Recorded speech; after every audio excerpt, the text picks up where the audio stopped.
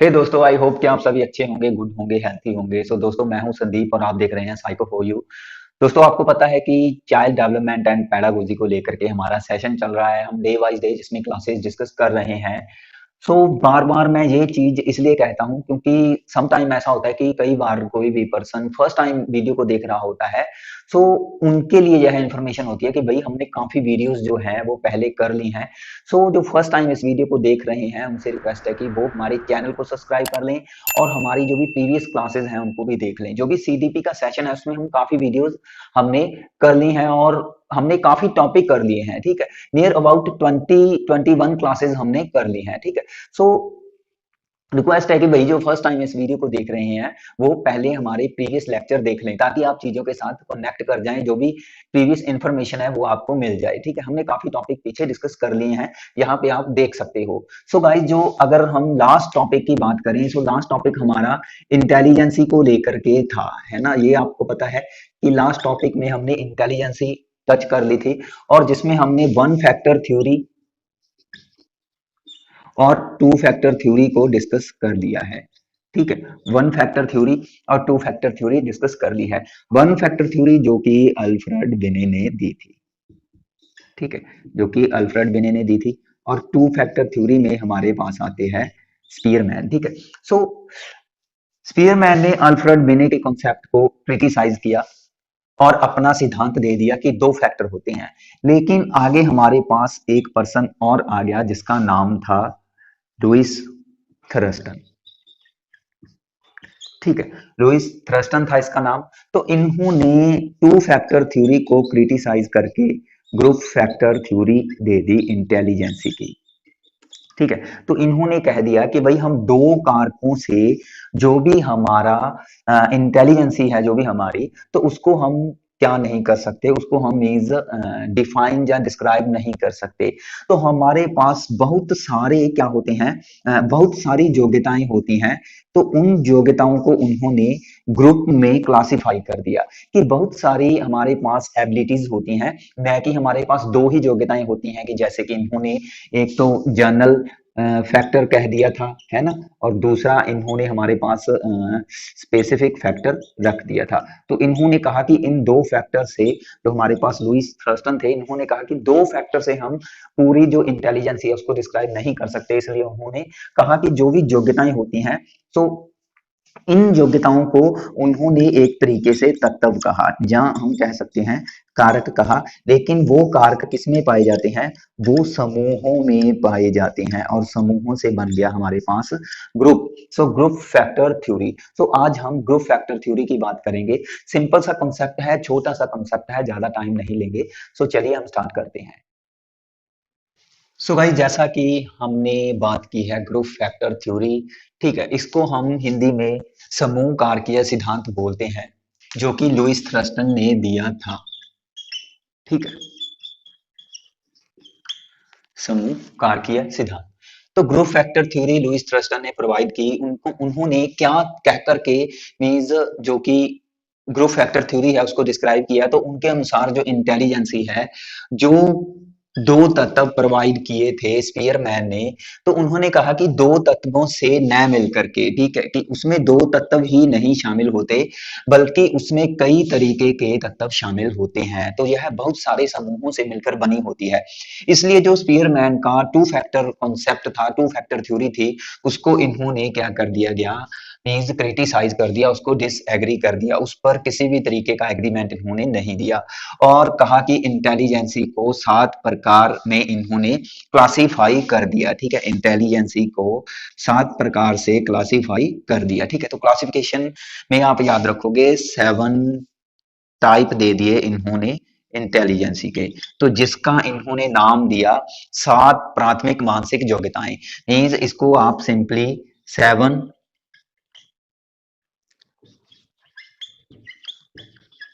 Primary mental ability, ठीक है? 7 primary mental ability, या मैं इसको सिंपली 7 पी एम और ए शॉर्ट में भी आप याद रख सकते हो। कई बार सिंपल क्वेश्चन पूछा जा सकता है कि भाई 7 पीएमए का कॉन्सेप्ट किसने दिया। तो याद रखोगे Louis Thurstone. Two factor theory के बाद ग्रुप फैक्टर थ्योरी, जिसको हम 7 पीएमए बोल सकते हैं। इसमें उन्होंने 7 टाइप्स की एबिलिटीज बताई, तो हम उसकी बात करेंगे। ये थोड़ा आप लिख लेना अपनी कॉपी पे, ठीक है, कि इन्होंने जो क्रिटिसाइज किया, और क्रिटिसाइज करके मीन्स 7 प्रकार दिए बुद्धि के, आप ये याद रखोगे, जिसको उन्होंने प्राइमरी मेंटल एबिलिटी कहा। ठीक है, वो 7 थी, इसलिए वो हमारे पास 7 चल जाता है। ठीक है, 7 पीएमए, तो ये आप याद रखोगे 7 पीएमए का कॉन्सेप्ट, जो कि लुईस थ्रस्टन था। तो ये क्वेश्चन वैसे समटाइम पूछा भी गया है बहुत बार।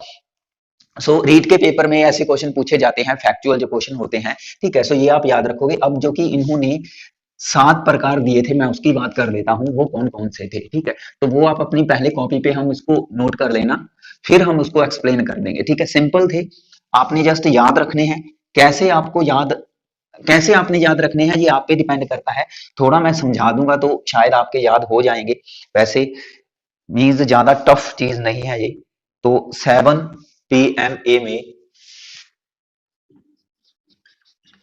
जो हमारे पास फर्स्ट है, वो आप याद रखोगे वर्बल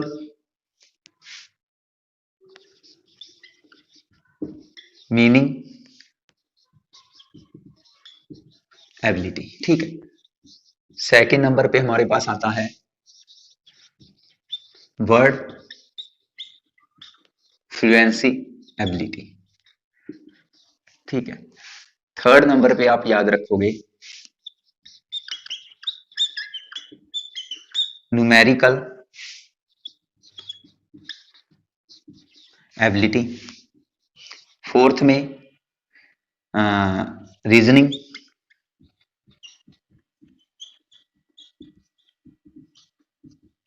एबिलिटी। ठीक है, और फिफ्थ पे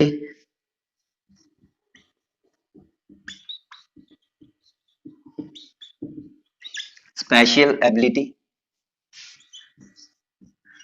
सिक्स्थ में हमारे पास आ जाता है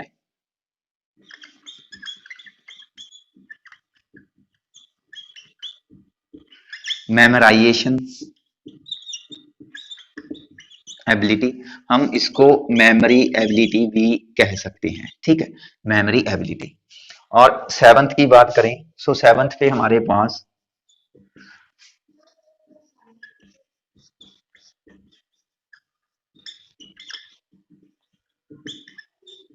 परसेप्चुअल एबिलिटी। तो ये 7 टाइप है, 7 फैक्टर है। ठीक है, जो कि ग्रुप फैक्टर थ्योरी में आते हैं, जो लुईस थ्रस्टन ने दिए। देखो, इसमें थोड़ा मैं याद करने का आपको बता देता हूं।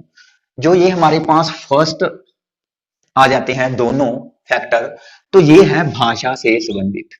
ठीक है, यह लैंग्वेज के साथ रिलेट करते हैं।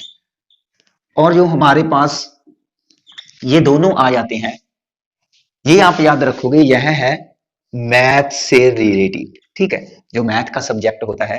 देखो, अगर आप किसी भी कम्पिटिटिव एग्जाम की तैयारी करते हो, तो उसमें हमें पता है कि जो मैथ है वो मेन सब्जेक्ट होता है, और मैथ के साथ साथ आप रीजनिंग की भी तैयारी करते हो, है ना।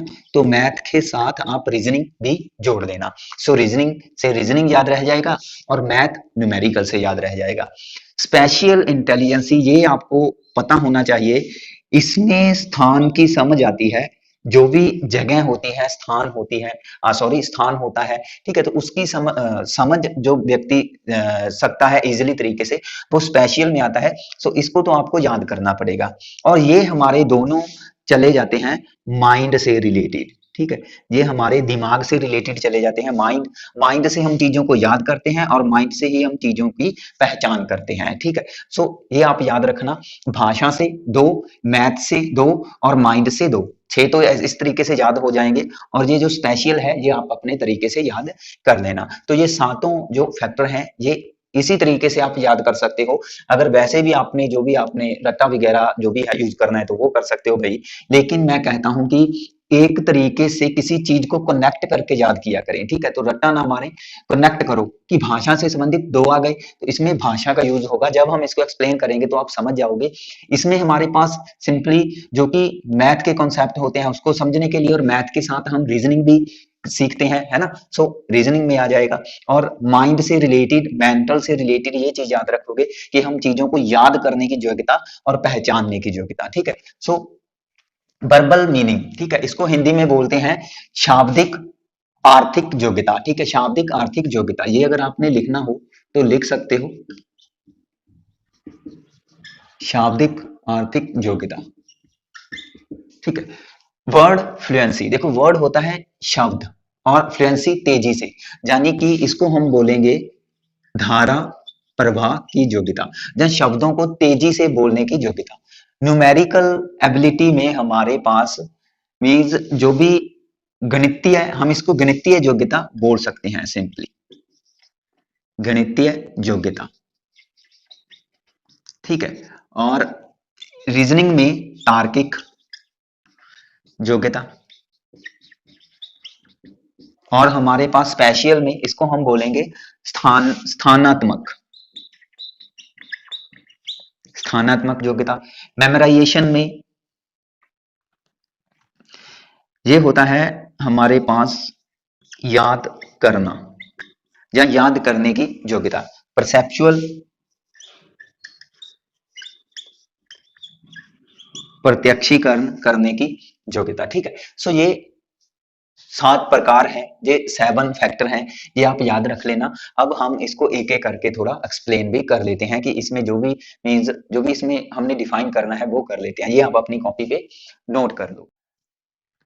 सो गाइज, हमारे पास जो फर्स्ट है वर्बल मीनिंग एबिलिटी, जिसको हमने कहा शाब्दिक आर्थिक योग्यता, या इसको शाब्दिक बोध योग्यता भी बोल सकते हैं, ठीक है।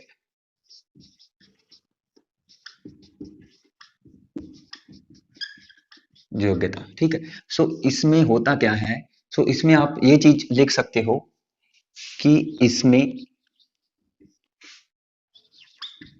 भाषा के शब्दों, विचारों और संप्रत्ययों, ठीक है। मीन्स जो भी कुछ वर्ड होते हैं उसके, या भाषा में जो भी कुछ दिया होता है, विचार होते हैं या संप्रत्यय होते हैं, मीन्स जो भी कुछ कॉन्सेप्ट होते हैं, ठीक है, कॉन्सेप्ट को तेजी से समझने की योग्यता, ठीक है। इसमें आप ये भी लिख सकते हो, इसमें शब्द भंडार भी शामिल होता है।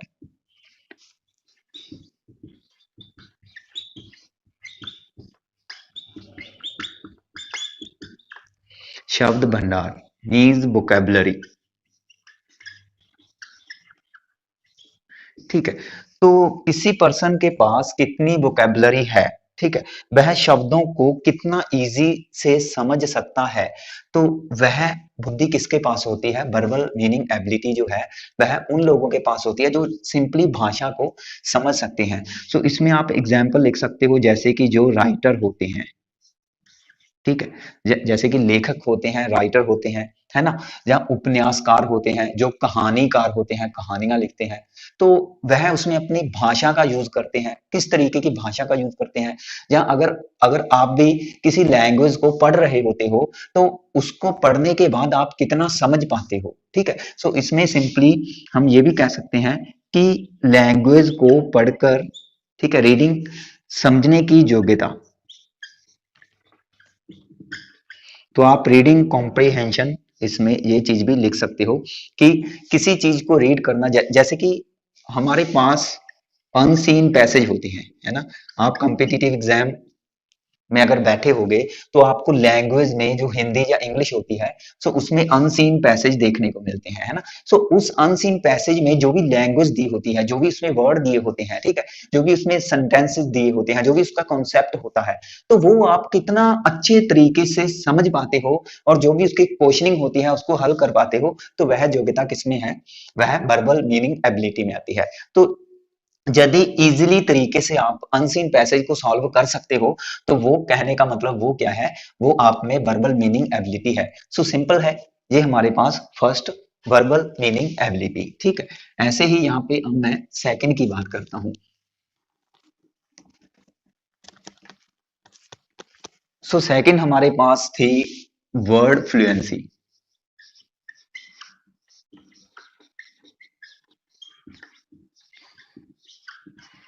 ठीक है, वर्ड फ्लुएंसी। तो देखो, सिंपल मैंने कहा था कि जो फर्स्ट हमारे पास दो कारक आ जाते हैं, दो फैक्टर आ जाते हैं, पहले दोनों फैक्टर वो भाषा से संबंधित आपने याद रखने हैं। तो पहला भी हमने भाषा से संबंधित किया, तो यह भी भाषा है, लेकिन उसमें आता था भाषा को समझना। कहने का मतलब भाषा के अर्थ को कितना समझ पाते थे, वो हमारे पास फर्स्ट में आता था। ठीक है, वर्बल मीनिंग एबिलिटी में। लेकिन इसमें आता है भाषा को तेजी से मीन्स बोलने की योग्यता। ठीक है, तो इसमें हम कह सकते हैं भाषा में शब्दों या विचारों को कितनी तेजी से बोल सकते हैं। तो कोई भी पर्सन होता है, जहां आप किसी भी भाषा में शब्दों या विचारों को कितनी तेजी से बोल सकते हो, तो वह योग्यता किस में आ जाती है, वर्ड फ्लुएंसी एबिलिटी में आ जाती है। तो वर्ड भाषा से याद रखो, फ्लुएंसी तेजी से। ठीक है, तो हम ये भी लिख सकते हैं कि तेजी से भाषा को अ, प्रकट करना, मीन्स एक्सप्रेस करना। ठीक है, मतलब कि आप स्वयं को, देखो होता है ना सेल्फ एक्सप्रेशन,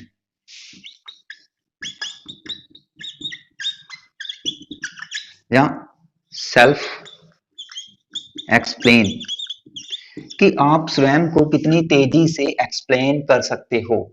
जैसे कि हम बात कर लेते हैं एक किसी भी पार्टी के नेता की, लीडर की, तो वह अपने विचारों से जो उसकी मीन्स जनता होती है, या उसके सुनने वाले होते हैं लोग, तो वह उनको अपने विचारों से कितना अट्रैक्ट करता है। ठीक है, सो लीडर में यह योग्यता होती है, जो कि वर्ड फ्लुएंसी की होती है। या किसी टीचर में भी यह योग्यता हो सकती है। ठीक है, जैसे कि किसी लैंग्वेज के टीचर होते हैं, है ना, तो वह किसी भी लैंग्वेज को जब टीच करते हैं, तो उसमें हर चीज को वह इतने अच्छे वे से समझाते हैं, क्योंकि उनके पास वर्बल मीनिंग एबिलिटी भी होती है। फिर वह उन विचारों को तेजी से एक्सप्रेस करते हैं, एक्सप्लेन करते हैं, ताकि दूसरों को समझ आ जाए, है ना। सो यह टीचर के पास भी हो सकती है, लीडर के पास भी हो सकती है, या किसी भी समूह का जो नेता होता है, चाहे किसी भी तरीके का समूह हो, तो उसके पास भी होती है। जैसे कि हमारे पीएम साहब हैं, है ना, हमारे पीएम साहब हैं भाई, बोलते बहुत ज्यादा है लेकिन करते कुछ भी नहीं है, अपने ही हिसाब से चलते रहते हैं, जैसे कि देश को बेचना इनका काम है ना। चलो, वैसे हम किसी पार्टी को वो नहीं करते। अ, हम बात कर रहे हैं यहाँ पे वर्ड फ्लुएंसी एबिलिटी की, तो इनके पास वर्ड फ्लुएंसी एबिलिटी है, बड़े अच्छे तरीके से बोलना और दूसरों को अपनी तरफ अट्रैक्ट करना। ठीक है, तो जैसे बाबाज लोग होते हैं ना, है ना, अलग अलग धर्म बना रखा है इन्होंने, और वह उस धर्म के अकॉर्डिंग मीन्स कुछ ऐसा बोलते रहते हैं कि लोग उसको सुनने वाले इसी को भगवान समझने लग जाते हैं। तो ये बाबा के पास ऐसी एबिलिटी होती है, ऐसी इंटेलिजेंसी होती है। ठीक है, सो काट दो, चलो बाबा वगैरह को और मोदी वगैरह को छोड़ दो इनको। तो जस्ट आपने इसको समझना है कि जो वर्ड फ्लुएंसी एबिलिटी है, तो उसमें हम किसी भी लैंग्वेज में जो भी शब्द होते हैं, विचार होते हैं, कॉन्सेप्ट होते हैं, उनको कितनी तेजी से मीन्स प्रकट करते हैं, ताकि जो भी मीन्स आपका सुनने वाला हो, जो भी आपका श्रोता हो, वो आपको क्या कर सके, समझ सके, आपके विचारों को, आपकी फीलिंग को समझ सके। तो अगर आप तेजी से एक्सप्लेन करते हो, ठीक है, तो वह योग्यता वर्ड फ्लुएंसी एबिलिटी में होती है। तो ये हमारे पास सेकंड है। आगे हम थर्ड देख लेते हैं। सो गाइस, आगे हमारे पास जो थर्ड है वो है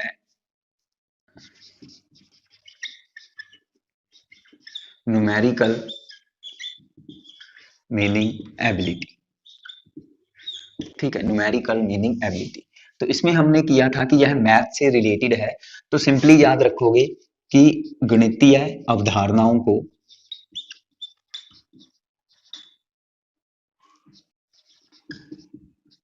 गणितीय अवधारणाओं को तेजी से समझना। ठीक है, जहां आप लिख सकते हो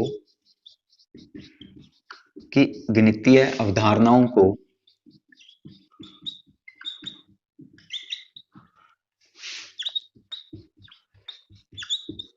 आसानी कर पाना। ठीक है, मीन्स किसी भी मैथमेटिकल प्रॉब्लम को इजिली तरीके से हल कर पाना, मीन्स तेजी से किसी भी मैथ्स सॉरी मैथ की प्रॉब्लम को सॉल्व करने की योग्यता, ये किस में आती है? ये न्यूमेरिकल मीनिंग एबिलिटी में आती है। तो जो हमारे पास हम कह सकते हैं कि जैसे एग्जाम्पल में बात करूं, मैथ टीचर होते हैं, ठीक है, इंजीनियर होते हैं हमारे पास, जहां फिजिक्स टीचर होते हैं, ठीक है, तो वो क्या है, वो आप इसमें रख सकते हो, मैथ के टीचर रख सकते हो, इंजीनियर रख सकते हो, ठीक है, फिजिक्स टीचर रख सकते हो, तो वो न्यूमेरिकल मीनिंग एबिलिटी में होते हैं। ठीक है, सो बड़े बड़े जो प्रोफेसर होते हैं, ठीक है, जिन्होंने मैथ में एमएससी वगैरह किया होता है ना, सो वो इसमें आते हैं, बीटेक वगैरह जो करते हैं वो इसमें आते हैं न्यूमेरिकल मीनिंग एबिलिटी में। सो मैथमेटिकल अवधारणाएं जो होती हैं, मीन्स मैथमेटिकल कॉन्सेप्ट, ठीक है, कॉन्सेप्ट्स को जो इजिली तरीके से समझ लेते हैं, मीन्स हर जो भी सम होता है उसको अपने माइंड से समझकर अपने तरीके से हल करने की योग्यता, ठीक है, तो वो न्यूमेरिकल मीनिंग एबिलिटी में आती है। जैसे कि आजकल बहुत क्रेज है मैथ में ट्रिक का, है ना, मैथ में अलग अलग तरीके से ट्रिक्स यूज होती हैं, हर कॉन्सेप्ट की अलग अलग तरीके से शॉर्ट ट्रिक्स यूज करते हैं ताकि किसी भी सम को 1 सेकंड में कर दिया जाए। ठीक है, मीन्स एक जो मिनट का सम है उसको 1 सेकंड में कर दिया जाता है, तो वो क्या है, न्यूमेरिकल मीनिंग एबिलिटी है। तो ये आप याद रखोगे, ये हमारे पास थर्ड है। ऐसे ही हम यहाँ पे फोर्थ की बात कर लेते हैं। सो फोर्थ हमारे पास था रीजनिंग एबिलिटी। ठीक है,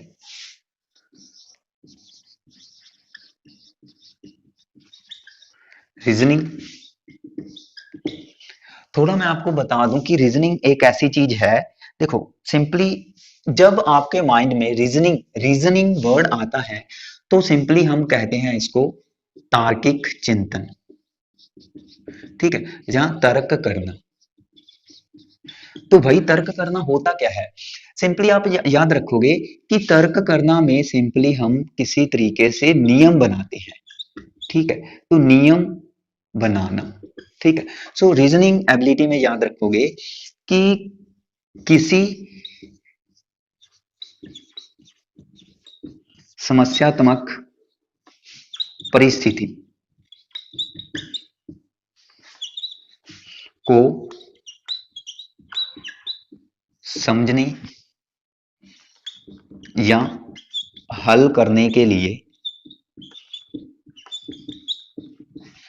नियम बनाने की योग्यता। ठीक है, किसी भी अगर आपके सामने कोई कोई प्रॉब्लम आ गई है, कोई ऐसी सिचुएशन आ गई है जिसमें आप फंस गए हो, सो उसको आप मीन्स समझने के लिए या उसको सॉल्व करने के लिए आप क्या करते हो, रूल्स का निर्माण कर रहे हो। ठीक है, तो रूल्स बनाना किस में आता है, रीजनिंग एबिलिटी में आता है। सो जैसे कि रीजनिंग के सम होते हैं, सो जितने भी रीजनिंग के सम होंगे वो आप इसी रीजनिंग एबिलिटी से ही सॉल्व करोगे। ठीक है, क्योंकि उसमें आपको पता है कि किसी ना किसी तरीके का नियम लगता है, तो उस नियम को, उस जो भी क्लू होता है एक, तो उसको आपने क्या करना है, फाइंड करना है। उसमें जो भी रीजनिंग के सम होते हैं उसमें देखो नियम लगते हैं और आप नियम लगा करके ही आंसर तक पहुंचते हो, है ना। सो वो आपके सामने जो सम दिया है वो एक समस्यात्मक परिस्थिति है, ठीक है, वो एक ऐसी सिचुएशन है जो आपके सामने प्रॉब्लम क्रिएट कर रही है, सो उसको आप समझते हो और हल करते हो। लेकिन इसमें रीजनिंग की जो प्रॉब्लम होती है उसको कितना तेजी से हल करना, ठीक है। सो इसमें सिंपली आप ये याद रखोगे कि रीजनिंग रीजनिंग प्रॉब्लम को तेजी से हल करने की योग्यता, ठीक है, तेजी से हल करने की योग्यता, ठीक है। सो ये हमारे पास रीजनिंग एबिलिटी में चली जाती है।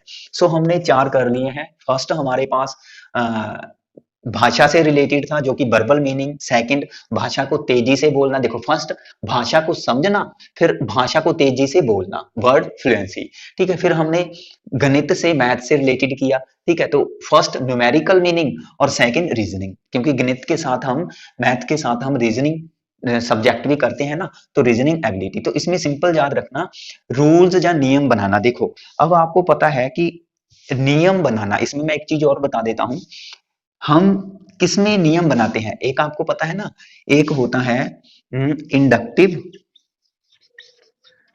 और एक होता है डिडक्टिव। एक तो इंडक्टिव थिंकिंग होती है, एक डिडक्टिव थिंकिंग होती है, ठीक है।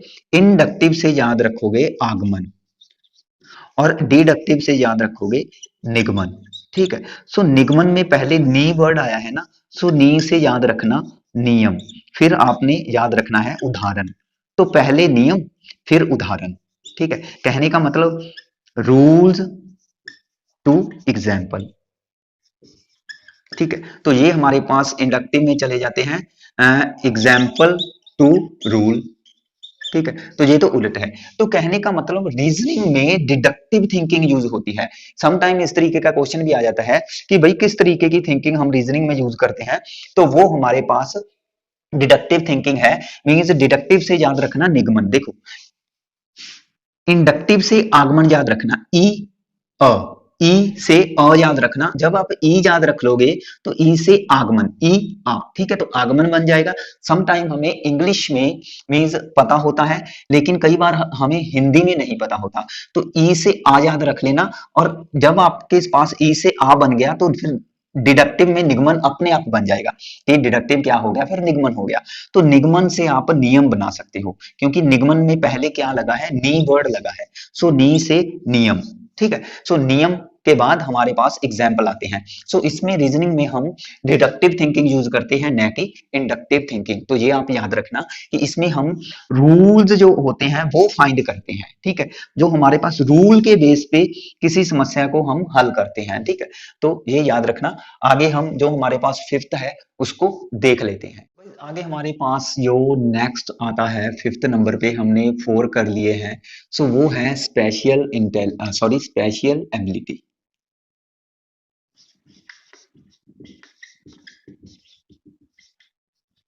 ठीक है। स्पेशल एबिलिटी इसको बोलते हैं, इसको आप दैशिक योग्यता या स्थानात्मक योग्यता भी बोल सकते हो, ठीक है।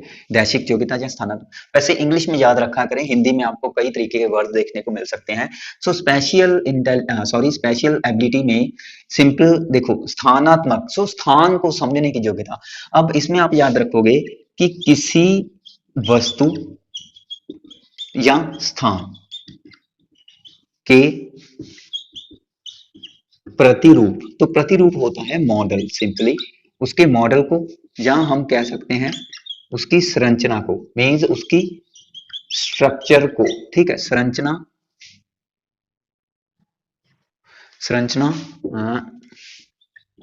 को समझने की योग्यता,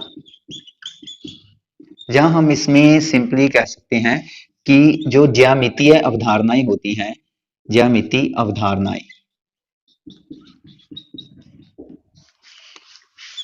को आसानी से समझ पाना। अब ज्यामितीय अवधारणाएं जिसको हम जियोमेट्रिकल कॉन्सेप्ट,